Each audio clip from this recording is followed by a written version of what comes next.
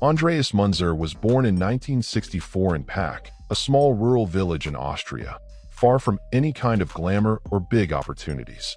His childhood was simple, shaped by life in the countryside, helping his family with dairy work. Nothing came easy. From a young age, Andreas learned that effort, discipline, and responsibility weren't choices. They were just part of everyday life. Growing up in that environment shaped not only his character, but also his mindset. Early on, he understood that every achievement demanded daily sacrifice. There were no shortcuts, no privileges, no instant rewards. It was hard work every single day, done quietly, something that would later be reflected directly in how he treated his own body and his goals. Even so, Andreas wasn't an isolated or inactive kid. He played soccer, skied through the region's harsh winters, and even played trumpet in the local band. Those activities helped build coordination, endurance, and discipline, things that seemed ordinary at the time, but were quietly preparing him for something much bigger. During his teenage years, his routine became even more demanding. Andreas worked as a toolmaker, more than 10 kilometers from home, about 6 miles. Every day, after physically exhausting work, he relied on a bus that was often late, forcing him to wait around for long stretches with nothing much to do. It was during one of those seemingly meaningless waits that everything changed. Just to kill time, he decided to sign up at a local gym. There were no big plans, no stage dreams, no competitive ambitions at that point. It was simply a casual decision. What started as a way to pass the time quickly stopped being just a hobby for Andreas Münzer. Before long, that modest gym became a place of total focus. Curiosity turned into commitment. Distraction turned into routine. And without really noticing, Andreas began organizing his entire life around training. Even without fully understanding competitive bodybuilding, he trained with an intensity that stood out. There were no advanced strategies, no sophisticated splits, no deep technical knowledge. Just repetition, maximum effort, and a constant drive to get a little better every single day. He treated every workout like it was the most important one of the week. People around him started to notice something different. Gym friends saw his quiet dedication, his consistency, and the almost obsessive seriousness he brought to training. They were the ones who gave him the first push, encouraging Andreas to enter amateur competitions, even when he still doubted himself. In those early contests, Andreas wasn't the most polished athlete. He lacked refinement, posing skills, and stage experience. But what he did have stood out immediately: work ethic, discipline, and a physique clearly built through real sacrifice. He impressed not with flash, but with solidity. That mindset came straight from his rural roots. The hard work, humility, and resilience he learned as a child shaped his approach to the sport. Without expensive supplements, without top-tier coaches, and without a professional structure, Andreas proved something essential. Sometimes absolute discipline matters more than any resource. In the early 1980s, Andreas realized that if he wanted to go further, he would have to leave his comfort zone. Austria had been crucial in building his foundation, but it could no longer offer what he was looking for. That's when he made a risky decision: leave his home country and move to Germany in search of real growth in bodybuilding.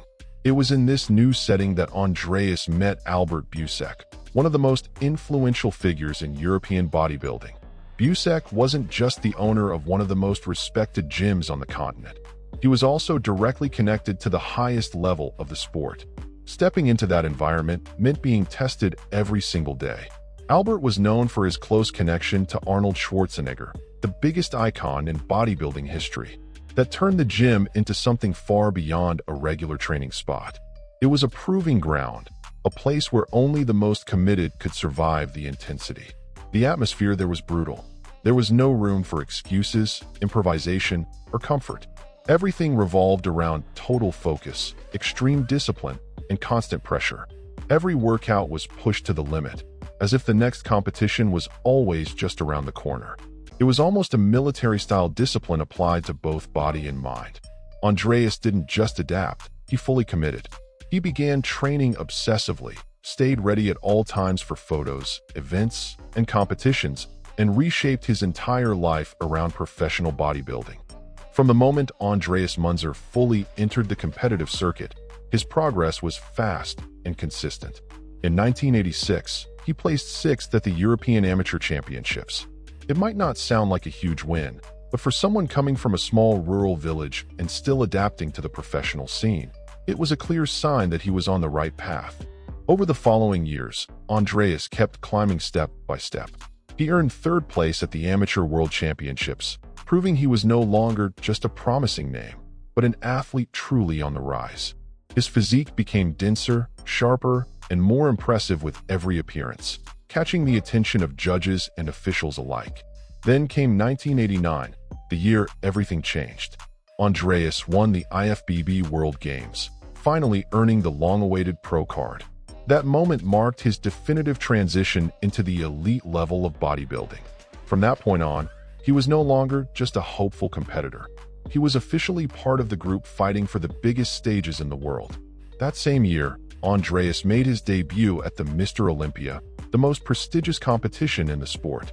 He finished in 13th place, an extremely solid result for a first-time competitor standing next to the greatest legends of that era. Just being there was already a victory.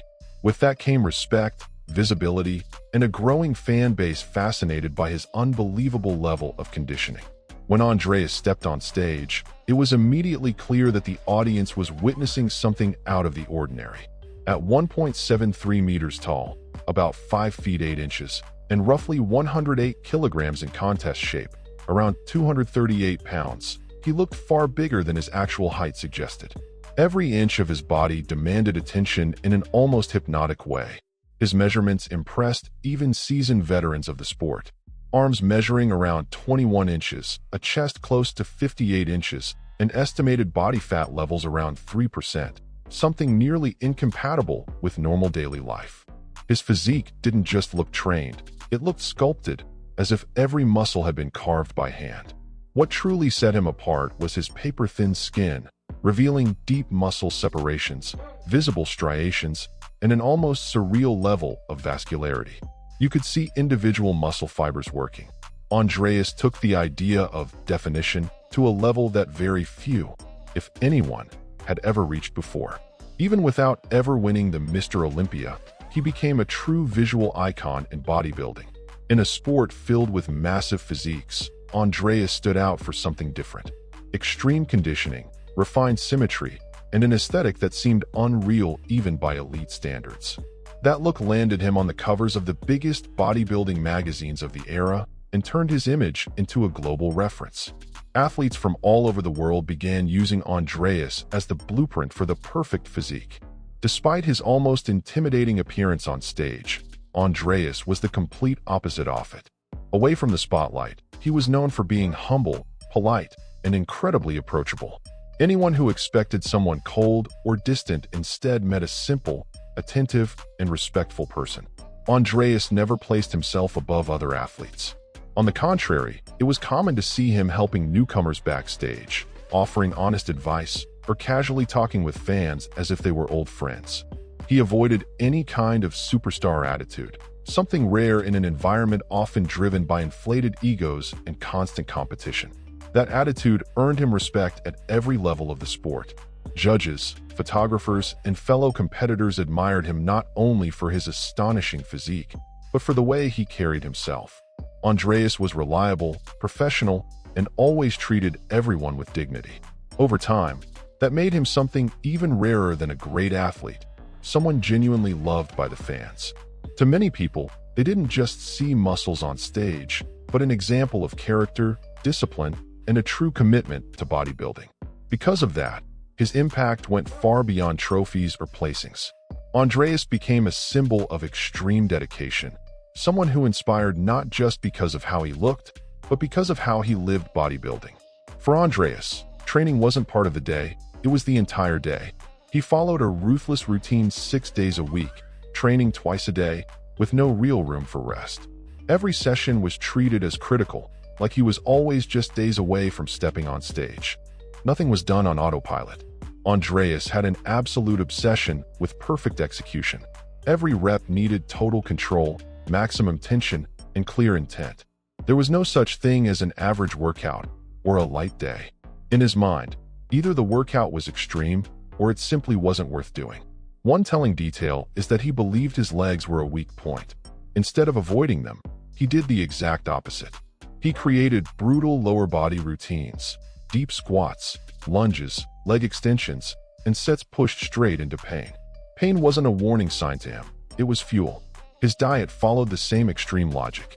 During bulking phases, he reportedly consumed around 8,000 calories per day, roughly 56,000 calories per week, packed with protein, rice, potatoes, chicken, and eggs.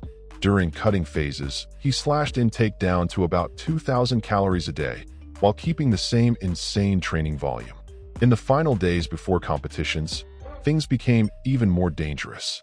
Andreas would cut his water intake down to just 500 milliliters per day, about 17 ounces, all of it aimed at eliminating any water retention and achieving that dry, vascular, extreme look.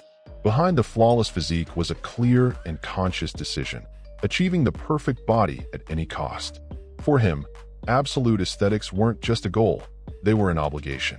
And that mindset pushed him across a very dangerous line that few people truly understood. Andreas used multiple chemical substances continuously and in combination. Anabolic steroids, human growth hormone, HGH, insulin, and diuretics were part of his regular routine. These weren't occasional cycles or short contest preparations. It was nearly non-stop use, maintained year-round. Among the substances reportedly used were testosterone, parabolin, trenbolone hexahydrobenzyl carbonate, halotestin, floxamisterone, dianabol, methandrostenolone, along with powerful diuretics like Lasix, furosemide, and aldactone, spironolactone. Aggressive stacks, often at high doses, designed to sustain the extreme level of conditioning that became his trademark. Reports suggest Andreas was taking around 40 pills per day, not even counting injections. And yet, on the outside, he was still seen as a symbol of discipline, health, and dedication. Very few people had any idea what was really happening behind that almost superhuman appearance. What made it even more dangerous was the lack of proper breaks between cycles. There was no time for hormonal recovery, no organ rest, no chance for the body to rebalance. On top of that, Andreas kept his body fat dangerously low year-round, with no true off-season. That combination, drugs, extreme training, and constant deprivation, turned his body into a silent time bomb. And worse, he truly believed there was no other choice. In early 1996, Andreas' body began sending clear warning signs that something was seriously wrong. Intense abdominal pain became part of his daily life. This wasn't mild discomfort. It was a real signal that his organs were starting to fail. Still, Andreas chose to ignore it. Seeking medical help would have meant slowing down, possibly canceling competitions, maybe even admitting weakness. For someone obsessed with perfection, that simply wasn't an option. Instead of stopping, Andreas pushed forward, treating the pain as just another obstacle to overcome with willpower. To keep training, he began using Nubain, nalbuphine, an extremely powerful opioid painkiller typically used in hospital settings. The drug didn't fix anything, it only masked the pain. It was like turning off a fire alarm while the fire kept spreading. Even in that condition, Andreas stepped on stage at the 1996 Arnold Classic and placed 6th. To the audience, his physique still looked incredible. Inside, though, his body was already at its absolute limit. What no one knew was that this would be his final competition. Just a few days later, during the flight back to Austria, everything spiraled out of control. Andreas began coughing up blood, felt unbearable pain, and rapidly lost strength.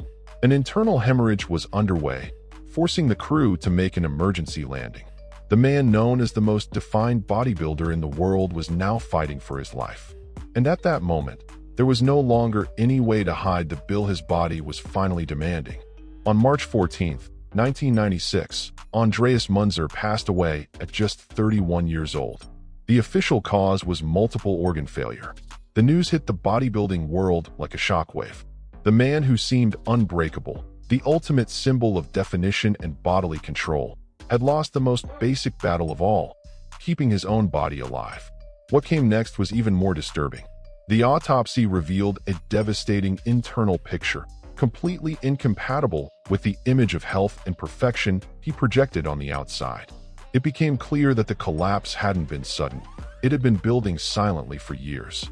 His liver was severely damaged, filled with massive tumors and partially destroyed. His heart weighed nearly twice the normal amount, a clear sign of prolonged and extreme stress. His kidneys were functioning poorly, his pancreas showed signs of fibrosis, and his entire endocrine system had essentially collapsed. Other findings were just as alarming. His testicles were severely atrophied and filled with cysts, and his blood was thick, dehydrated, and dangerously high in potassium, a strong indicator of extreme diuretic use. His body was no longer able to sustain even its most basic functions. Perhaps the most symbolic detail was found in his stomach: whole, undigested halotestin tablets. This showed that even in his final moments, Andreas was still consuming substances to maintain his physique. In total, around 20 different drugs were identified in his system. The autopsy didn't just explain how he died. It exposed the real cost of a pursuit of perfection that went far beyond any reasonable limit. Andreas' death sent shockwaves through the bodybuilding world. Athletes, fans, coaches, and officials were left stunned. It was hard to accept that someone who represented the peak of physical discipline could disappear so abruptly. One question echoed everywhere: how could this happen? Among the many reactions, one stood out for its symbolism. Arnold Schwarzenegger, the sport's greatest icon and Andreas' fellow Austrian, sent a wreath with the message, "One last salute to a friend." The gesture deeply moved the community and showed there was genuine respect between them, despite their very different paths. Over time, however, something uncomfortable began to happen. Many people started remembering Andreas more for the tragedy of his death than for what he achieved in life. His legendary physique, relentless work ethic, and competitive journey were gradually overshadowed by the shock of his final collapse. Some athletes spoke out publicly in his defense.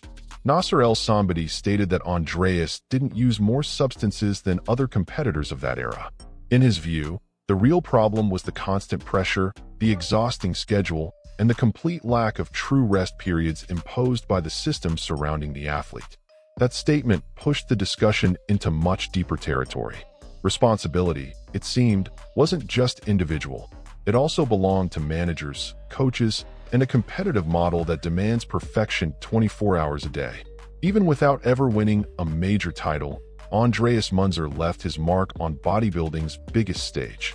His best Mr. Olympia finish was 9th place, achieved 3 times, a respectable result among some of the greatest legends in history. But in his case, numbers never told the full story. As the years passed, Andreas became an eternal reference for extreme conditioning. His physique is still studied by athletes, coaches, and fans as an almost flawless model of symmetry, muscle separation, and definition. For many, he represents the absolute aesthetic peak the human body has ever reached in bodybuilding. At the same time, his journey raises deep and uncomfortable questions. How far is too far in the pursuit of perfection? When does dedication stop being a virtue and turn into self-destruction? Andreas' story forces anyone involved with sports, aesthetics, or performance to face those questions head-on. The final message is clear, and it needs to be said without sugarcoating it. Health must come before vanity. Andreas inspires through his discipline, work ethic, and total commitment. But his story also serves as a warning about the dangers of ignoring physical and emotional limits. Wanting to be better isn't the problem. Losing yourself completely in the process is. If you've made it this far in the video, it means this story hit you in some way. Andreas' journey isn't just about bodybuilding, muscles, or extreme aesthetics. It's about choices, limits, and the silent price that often gets paid when the pursuit of perfection goes too far. Stories like this aren't meant just to impress. They exist to make us think. Now I want to hear from you. What did this story stir up on your side of the screen? Do you believe pushing the body to its absolute limit for aesthetics is worth it, or should balance always come first? Drop your comment below. Your opinion genuinely matters and helps keep this space honest and alive. If this video made you reflect, hit the like button. That tells YouTube this kind of deep, meaningful content deserves to reach more people.